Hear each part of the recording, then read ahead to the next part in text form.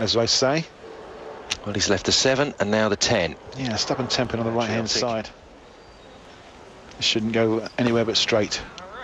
He's happy with that one, makes the spare. I think Belmonte Cass at this tournament is a little more upright than we've seen him in the past. I think he's just changed his ball, actually. Oh dear, what a good shot that was.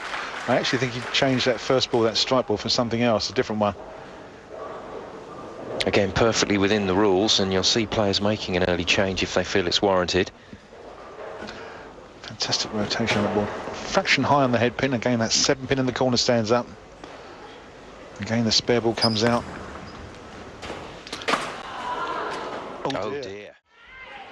This time it's the 10 pin off of a reasonable pocket shot. So he doesn't seem to have brought his A game exactly with him. He's not getting the carry on those corner pins. It's just a fraction light, and it stands up yet again. Well, I guess it's all well and good me saying these guys have seen it and done it and been in front of the cameras before, but this is the World Cup.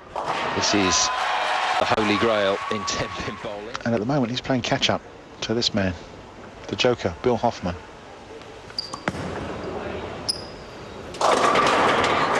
Good effort from Hoffman, back on the line. You'll hear that pop. Listen out for the pop as the bowler delivers. That's the air releasing from the thumb hole, especially as the ball goes down and away. And a clean strike for Hoffman. That'll do nicely. And at the moment, Hoffman certainly has the edge in this opening game. We're going to take a short break there. Stay with us.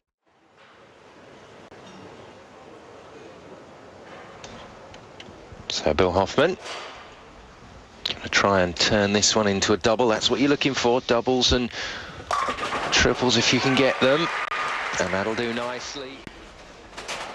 Now Belmonte's got to sort something out. Well, okay.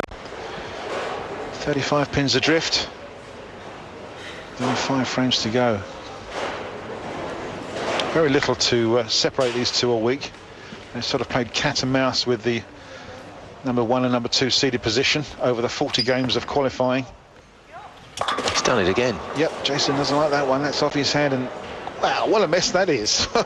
That is the 1, 2, 8 and the 10. Most unusual lead for a right-handed bowler. He's just got away. Very, very unusual lead. We've got a real chance of another one here. Needs to hit that head pin on the left-hand side and hope he can carry through and get the other 2 back pins. No, just the 2. And I think Andy Frawley's confirming that this game was almost over. You can't have 3 open frames against someone like Bill Hoffman in a world final and expect to come back. Well, Hoffman's all over the place as well. You heard him laughing, the Joker laughing, when the ball was only halfway down the track there. Yeah, obviously just missed his mark. Maybe not quite out as far to the right as he wanted, but there's plenty of hook, and it's right back through the head pin, leaving the 3, 6, 10. Andy Frawley, I don't know what advice he can offer Jason, except go for it, buddy. But with only 4 frames to go, as I say, this match, this game, the first of 3 could certainly all be over. 2, 6. He's got himself a double. He's pacing over the 200 mark. Anything over 220 or 230 is likely to win this game. Enjoyed that one and told everybody in the centre as well. Left with just a few frames to try and recover his composure for the second game. Might try a few experiments here. Well, he certainly did, because he threw that ball way wider to the right. In experimentation, as you say, I think he accepts the fact that this game is over. He certainly needs to find something for game number 2. Otherwise, he's going to be staring defeat in their face. And he got up and had a look at Jason. Andrew Frawley. I think he did a spell as the coach of Kuwait, was it, Cass? And he's back in the Australian fold now. Yeah, Kuwait or Qatar, one of the 2.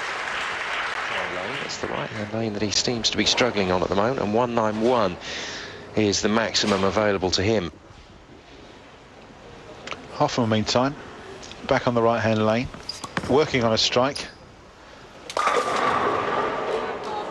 Can't quite kick that 10 pin out. That's the awkward pin. We averaged 229. Previous World Cup